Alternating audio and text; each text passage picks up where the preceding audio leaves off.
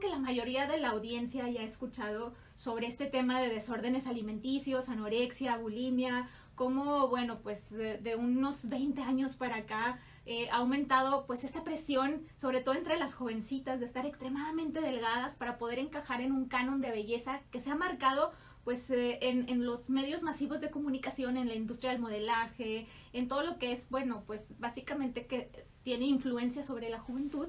Y bueno, se ha visto cada vez más este tipo de problemas de trastornos alimenticios. Entonces, técnicamente nos pudieran platicar qué es la anorexia, qué es la bulimia, a qué nos enfrentamos con este desorden de alimentación.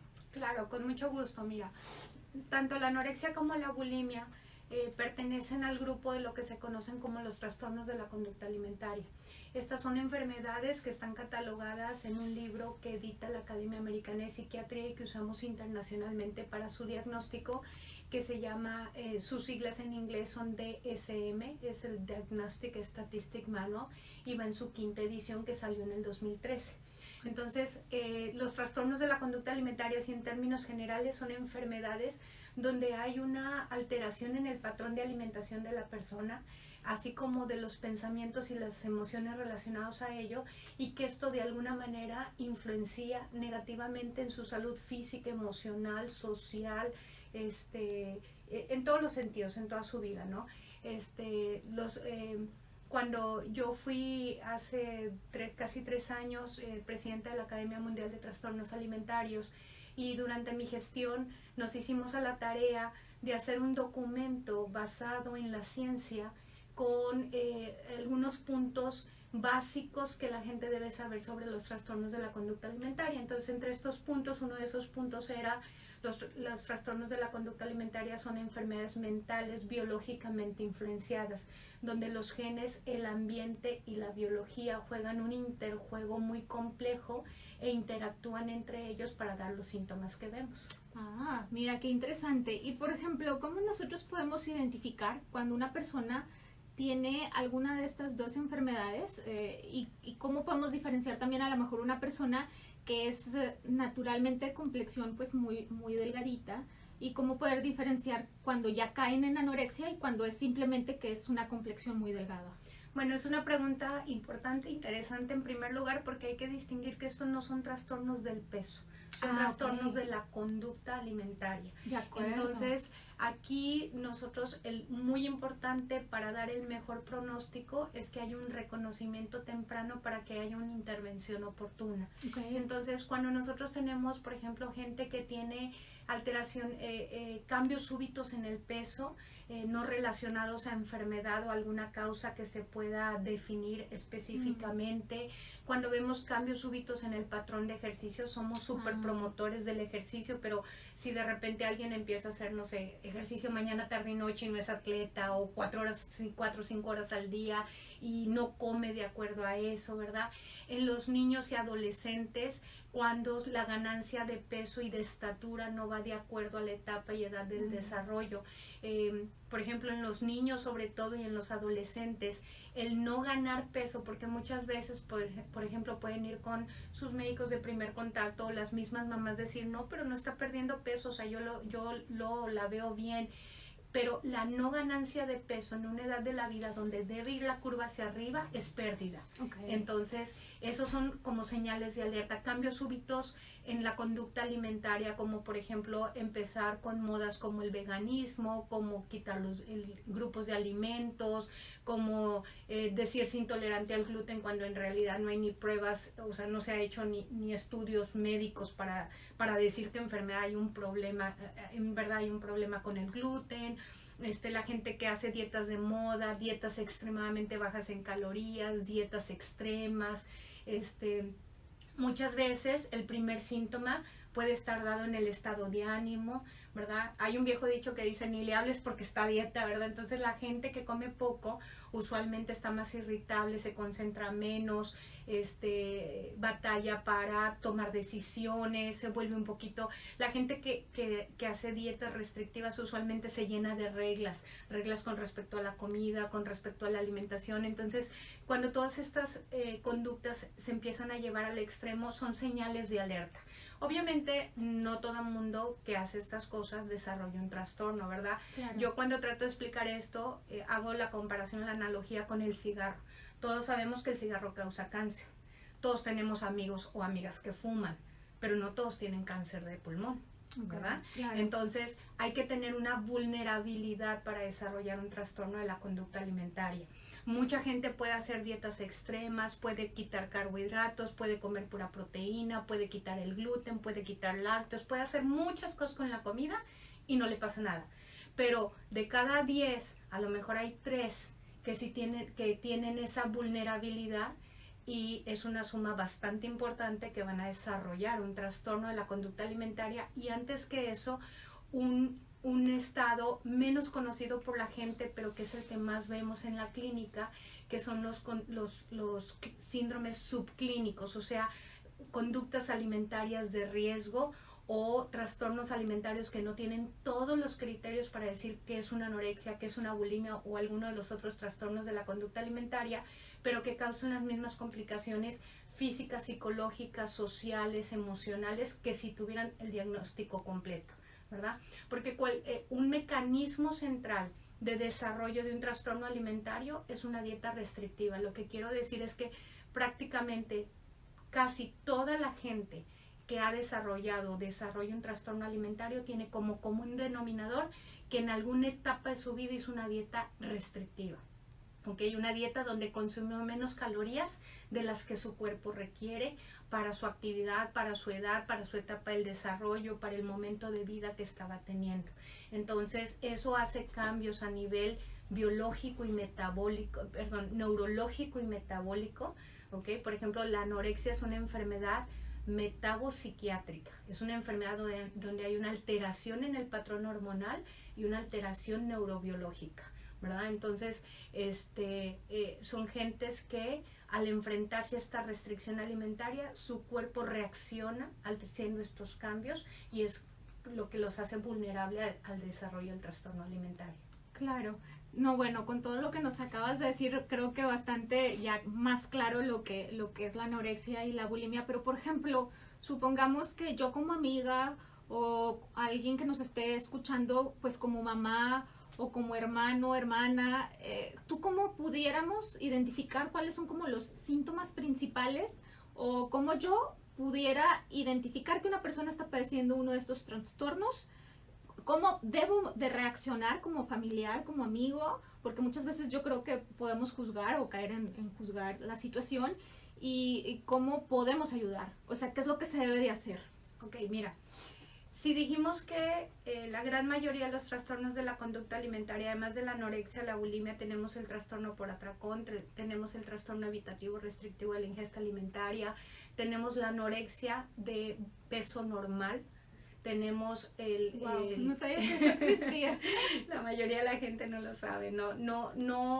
Antes se conocían como trastornos inespecíficos de la alimentación, pero en el DSM-5 que salió en el 2013 se categorizaron en una nueva categoría que se llama OSPED, por sus siglas en inglés, que son otros trastornos específicos de la conducta alimentaria, y ahí entra la anorexia nervosa de peso normal, entra la bulimia nervosa y el trastorno por atracón de baja frecuencia, es decir, no cumplen con todos los criterios de frecuencia como cuando se da el diagnóstico específico. Entra el trastorno purgativo, que es la gente que come cantidades normales de comida, no tiene atracones, pero aún así busca deshacerse de lo que comió a través del vómito, escupiendo la comida. Entra el síndrome de comedor nocturno. Entonces tenemos una serie de trastornos, sí, exactamente, menos conocidos por la gente, pero no menos importantes y no menos con no menor impacto en la salud física y mental, ¿verdad? Entonces, cuando nosotros sí dijimos que el mecanismo central es el inicio de una dieta restrictiva, en la gran mayoría de los casos, ¿qué hace una dieta restrictiva en el cuerpo? ¿Qué es una dieta restrictiva? Restrictiva significa que restringe, o sea, que comen menos calorías de las que deberían de comer. Cada persona, cada uno de nosotros tiene un nivel de calorías diferente, porque depende de mi genética, depende de mi biología, depende de mi actividad, depende de mi etapa de la vida, del desarrollo, depende de mi historia de peso, ¿verdad? O sea, depende de muchas cosas. Las calorías que yo debería de comer. No es tan simplista como la gente lo hace, como cuántas calorías meto y cuántas saco, o el papelito que se generaliza para todo el mundo, ¿verdad? Con las mismas calorías. Entonces, si yo estoy comiendo menos de las calorías que mi cuerpo requiere, que mi cerebro sabe que debo de comer, eso es una restricción. Okay. ¿Qué hace una dieta restrictiva en el cuerpo? Afecta en el aspecto físico, afecta en el aspecto emocional o psicológico, afecta en el aspecto social, afecta en el aspecto cognitivo y afecta en las conductas hacia la comida y la alimentación. Desde el punto de vista físico, la gente empieza a manifestar síntomas como, por ejemplo, pueden ser síntomas sutiles, como caída del pelo, como el pelo menos sedoso, la piel más seca, las uñas quebradizas, tener frío en todos lados, intolerancia a los cambios de temperatura, a lo mejor problemas gastrointestinales. Yo digo que los síntomas digestivos son los más chismosos, ¿verdad? Porque la gente empieza a restringir la comida, y sobre todo cuando lo hace con dietas de moda, como quitar lácteos, quitar gluten, quitar cosas, literal al cuerpo se le olvida cómo debe de comer. Entonces, por supuesto que si yo quito los lácteos y luego los quiero volver a probar, pues mi cuerpo ya no produce la lactasa, por ejemplo, que es la enzima que digiere el azúcar de la lactosa, y entonces por supuesto que cuando coma me voy a distendir, me voy a sentir embarada, me voy a sentir que como y estoy así bloated, se dice así, como inflada, ¿verdad? Entonces al cuerpo hay que volverle a enseñar a comer todo eso, pero la gente lo confunde con intolerancia. Es que sí soy alérgica, es que sí soy intolerante, cuando en realidad es por los cambios mismos que hizo en la alimentación.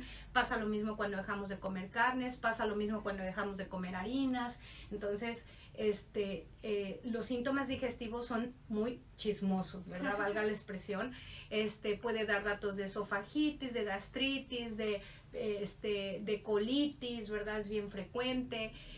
Puede dar datos en las menstruaciones, en la libido, baja la libido, se pueden disminuir la frecuencia y la duración de las menstruaciones, o puede haber ausencia de menstruaciones. Afecta físicamente cada órgano, cada célula, cada sistema del cuerpo. Depende de lo que la persona esté haciendo. Si, por ejemplo, además sumamos purgaciones como vómitos, abuso de laxantes u otras cosas por la culpa que se siente por lo que comió, pues obviamente hay más afectación. Pero nuevamente me regreso a lo que dije al principio, estos son trastornos de la conducta alimentaria. Entonces, si una persona, por ejemplo, se toma un laxante con la idea de quitarse la panza para un vestido, para una fiesta, o que me quede bien algo, y con la idea de bajar de peso, tiene el mismo problema quien se toma 300 laxantes diarios. La diferencia va a ser que físicamente, pues el que se toma 300 laxantes a lo mejor va a acabar en el hospital. Claro, ¿sí me explico? Porque estamos evaluando la conducta alimentaria.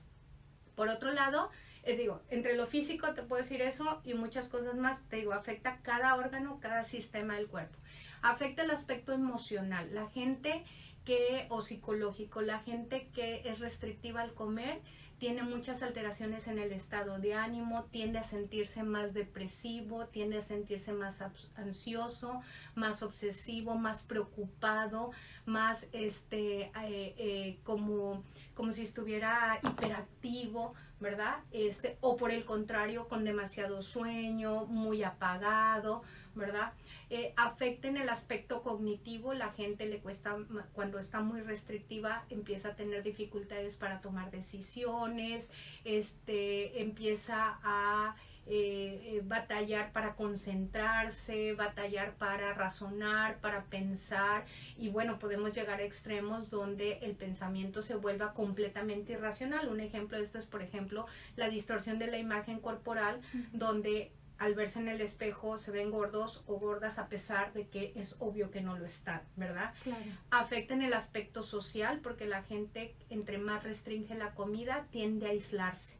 Primero es voluntario, por ejemplo, yo no voy a esa reunión porque van a dar bien rico de comer y no quiero comer, o yo no voy a tal salida porque no quiero tentarme, dice la gente. Claro. Pero eventualmente esto va avanzando hasta el punto en que ya no hay el deseo de convivir con la gente, ya no hay el deseo de salir, ¿verdad? Y finalmente afecta en la conducta hacia la alimentación y la comida. La gente que empieza a ser restrictiva, y entre más restrictiva lo es y entre más tiempo dura esto, tiende a poner cada vez más reglas con la comida, tiende a comer nada más de cierta forma. Nosotros en el término técnico decimos que se ritualizan al comer, empiezan a hacer rituales desde secan la comida, la dividen, la cortan en pedacitos, comen nada más en cierto orden, comen nada más de cierta manera, ¿verdad? Empiezan a clasificar alimentos buenos, malos, prohibidos, negativos, me lo como, no me lo como. Y entonces esto es, imagínate que es como una bola de nieve que va a crecer y crece y crece. Por eso la intervención lo más oportuna posible debe ser la regla, porque entre más rápido cortemos todo esto, deja de sufrir el cuerpo, porque dentro de los órganos que más sufren es el cerebro. Y el problema es que si esto se cronifica, entonces el cerebro puede hacer cambios que no sean irreversibles. Ándale, no, bueno, aquí el tiempo se pasa rapidísimo. Yo estaba viendo el reloj y yo, no, que no se me acabe el tiempo, que no se me acabe el tiempo.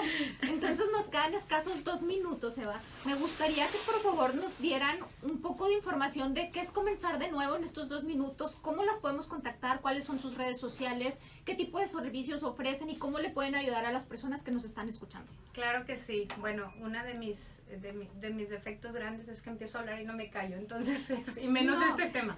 Pero te digo rápido, somos una asociación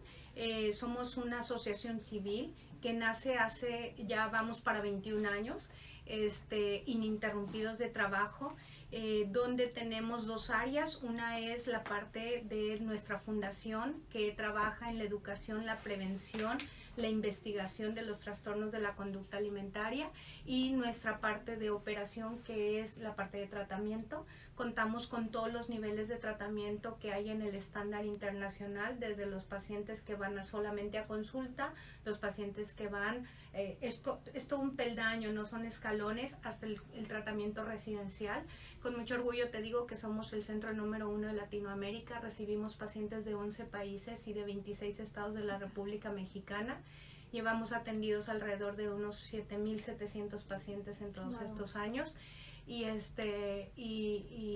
bueno, se pueden dirigir con nosotros. Ahí sí le paso el micrófono a Nelly para que te pase todos los datos de cómo contactarse con nosotros y lo que les quiero ofrecer. Sí, bueno, y tenemos 2 regalitos para las 2 personas que se comuniquen y que nos digan rápidamente algunas, bueno, ya sea en este programa o en el próximo, algunos de los mensajes principales que dio la doctora Eva, pues porque hay mucho que tenemos que hacer para desmitificar todo esto, y pues, podemos estar muy equivocados, y lo importante es que, pues teniendo la información que ya nos dio la doctora, podamos seguirla compartiendo. Y bueno, pues está un libro que precisamente escribió ella, que tiene como la información bien breve, en 1 hora te lo puedes, sí, lo puedes leer muy rápido, y un cuento. Entonces, bueno, las 2 primeras personas que puedan compartirnos algo de información relevante y que sigan compartiéndola a su vez con más personas, que nos den like por todas nuestras redes sociales, que ya les dejaremos aquí con ustedes en cabina. Y bueno, pues a la orden, en Comenzar de Nuevo. En los teléfonos son 81 29 46 83 y terminación 84. Estamos abiertos para recibirles, y cualquier duda, cualquier pregunta, pues a sus órdenes. Y nuestra página de internet, que es www.comenzardenuevo.org. Estamos en Facebook, en Twitter y en Instagram, sí, como comenzardenuevo.org. Sí. Muchísimas gracias por la entrevista. Ya me están haciendo la seña de que tenemos que cortar el programa. Muchísimas gracias por la labor que realizan y por haber estado aquí.